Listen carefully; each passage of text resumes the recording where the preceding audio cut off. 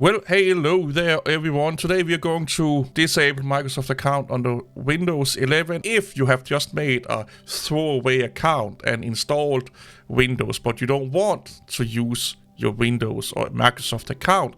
You want to go back to the local account. It's really simple. So what you do is you open your control center. I'm stupid, I could not remember how to do it even though I've done it like 10 times this week at work.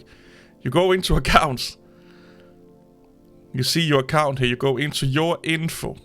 You click that one here. Sign in with a local account instead. I'm not going to do that because I'm going to use my Windows account or Microsoft account. It's that simple. If you for some reason have done 1234566 at outlook.com and then a password that's 12345678910 to just get a Windows installed, you just go in here again, settings, account, your info, and account settings, sign in with local account instead. You do that, you can then disable the Microsoft account that you have.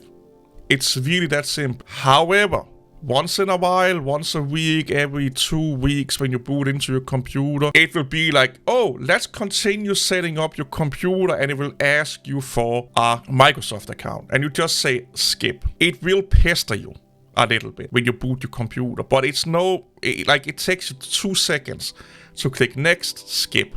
That's all you have to do. Next, skip. That's it. But it's going to pester you. But you can still run Windows without a Microsoft account. That's it. Really short and simple. See you all later. Bye bye.